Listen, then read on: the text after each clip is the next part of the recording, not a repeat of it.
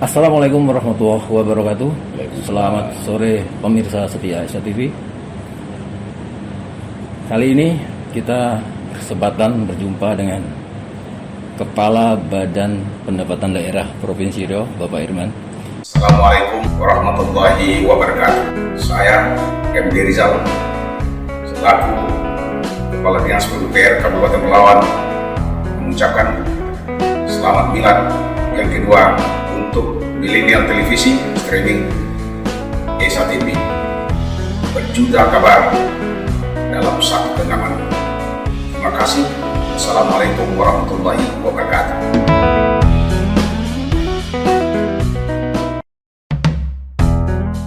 Ini sebuah dinas yang sebenarnya sangat vital ini, Pak, untuk roda pemerintahan provinsi, Pak. Saya buka aja nih, Pak, apanya nih, kayak kurang. Ini kalau bicara pemerintahan pasti pembangunannya butuh dana, dan dana itu adanya di Badan Pendapatan Daerah. Kalau boleh tahu nih, Pak, berapa sih sebenarnya target yang dibebankan ke ini, Pak, ke Badan Pendapatan Daerah ini, Pak, dari dinas dari pemerintah provinsi Riau, Pak? Ya, jadi untuk tahun anggaran 2021 ini total APBD kita 9 triliun 032 miliar, ya, 9 triliun lebih, kurang lebih ya. Nah, dari 9 triliun lebih itu 50% lebih berasal dari dana transfer dari pusat, ya, dana bagi hasil migas, dana bagi hasil lain sebagainya, termasuk minerba dan sebagainya. Nah, yang 40% lebih itu berasal dari pendapatan asli daerah. Nah, pendapatan asli daerah ini ada bermacam-macam, mulai dari pendapatan pajak yang terdiri dari pajak kendaraan bermotor, biaya balik nama, pajak bahan bakar kendaraan, pajak air permukaan, termasuk juga pajak rokok. Nah, dari pendapatan asli daerah tadi bermacam-macam, ada pajak, ada juga retribusi. Nah, khusus untuk pajak ini memang kita kalau dibandingkan dengan target tahun 2020 cukup signifikan naiknya. Kalau kemarin tahun 2020 pendapatan daerah dari sektor pajak itu ada kurang lebih 2 triliun 830 miliar lebih. Nah, tahun ini targetnya cukup signifikan, yaitu khusus untuk pajak targetnya menjadi 3,3 triliun lebih. Nah, untuk mencapai ini memang ada beberapa strategi yang harus kita upayakan. Yaitu pertama, bagaimana caranya tahun ini kita lakukan, kita menambah 10 kantor UP baru atau unit pelayanan. Jadi memang kita perhatikan selama ini target pajak kendaraan ini masih banyak wajib pajak yang belum tersentuh. Makanya akhirnya kita mencoba untuk mendekatkan diri kepada wajib pajak yang berada jauh dari kantor-kantor yang kita sudah sediakan. Dari sebelumnya ini. Berapa UP menjadi ditambah jadi berapa? Jadi kantor UP itu sebelumnya itu ada 10 kantor UPTTPA. UPTTPA itu misalnya eselon 3 itu di kantor-kantor induk. Lalu ada beberapa lainnya 13 itu kantor UPTTBB, tapi UPT juga, tapi di eselon 4. Nah, untuk menyambung itu dibentuklah, waktu itu sudah ada juga kantor UP. UP ini perpanjangan tangan dari UPT tadi. Saya contoh, misalnya ada di Pelalawan Kerinci, itu kantor UPT-nya.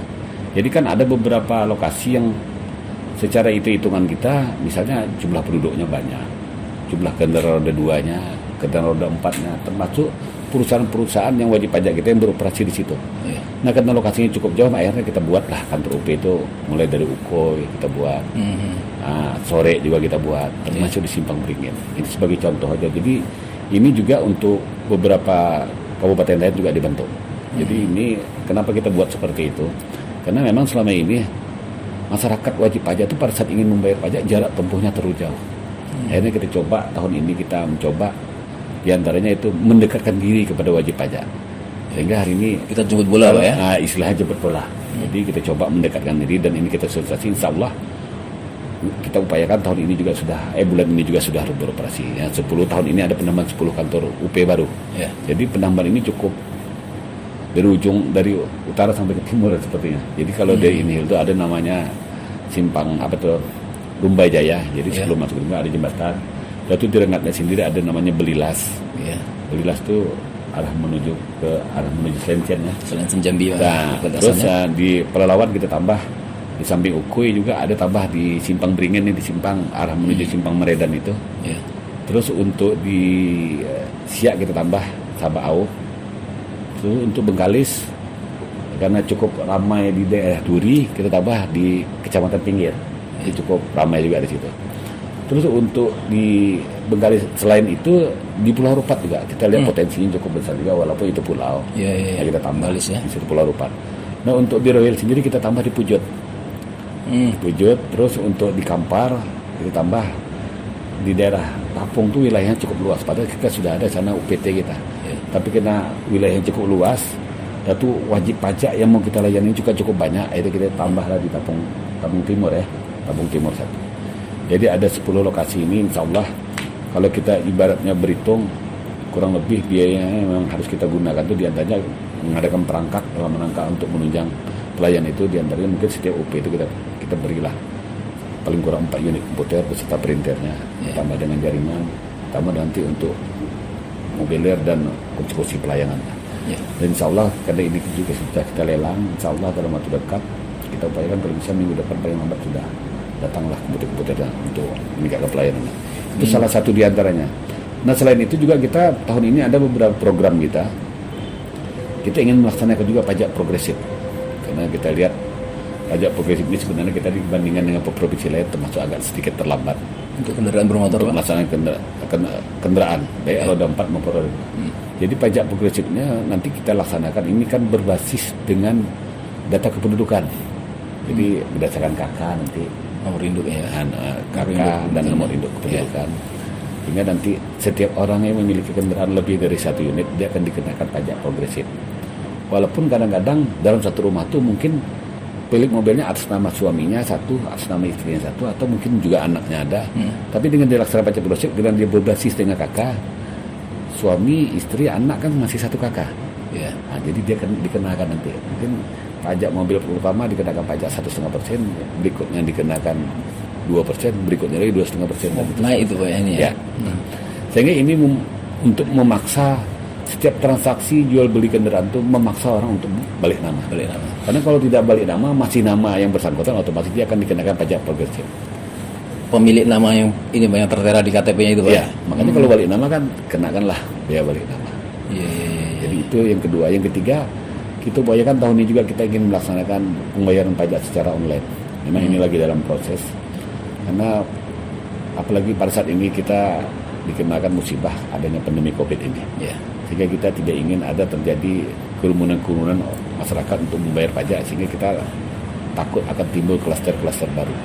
Sehingga untuk mengantisipasi itulah kita akan mencoba nanti bagaimana caranya dalam waktu secepat mungkin kita masyarakat membayar pajak cukup secara online aja, apakah lewat Android, menggunakan aplikasi ATM, lewat aplikasi. Dari samping itu juga kita 2 tahun lalu sudah ada kita namanya Tanjak itu transaksi antar jemput antar kampung. Jadi ada sepeda motor 40 unit yang disediakan 20 UP. Jadi setiap UP itu ada 2 kendaraan. Itu udah berjalan tuh Pak? Kendaraannya sudah ada, cuma belum berjalan. Oh, nah, menunggu ini juga? Ya, saya sebenarnya tidak menunggu. Saya ini tergantung kesiapan kita. Saya melihat kan sayang pengadaannya sudah ada tapi tak tersentuh sama sekali. Nah ini juga jadi ada UPT, ada UP, di luar itu ada lagi Tanjak. Jadi nanti mungkin Tanjak ini sistemnya yang terjangkau dengan UPT, ada UP, ada lagi namanya Samsat Keliling. Selama ini kan kita memang ada Samsat Keliling nih, yang kita buat nanti jadwal setiap lokasi-lokasi yang belum tersentuh kita buat situ jadwal. Biasanya hari Senin Kecamatan A, kapan ramainya di situ, ada hari pekan kita buat situ. Kita siapkan mobil situ untuk melayani orang untuk bayar pajak. Nah di luar Samsat Keliling ini Tanjak tadi pakai sepeda motor. Mungkin di perkampungan itu mungkin ada satu perkebunan masyarakatnya ramai. Ya tapi tak bisa dijangkau dengan kendaraan roda 4, roda 2 lagi masuk. Jadi ini juga dibuat jadwalnya juga lagi dan disosialisasikan kepada masyarakat supaya masyarakat tahu persis hari apa kira-kira mereka bisa bayar pajak dan kita sudah standby di situ. Nah, ini semuanya ini kan perlu kerjasama terutama dengan kawan-kawan Lantas dan Jasa Harja. Makanya kendaraan roda 2 tadi itu Lantas 1 makanya kita 1 dan pembayarannya dengan edisi. Jadi dia nanti capture, ya? makanya kuncinya nanti signal juga harus ada di sana. Ya. Karena kartu edisi itu nanti akan disiapkan oleh bank. Tinggal gesek aja betul Pak. Tinggal gesek aja.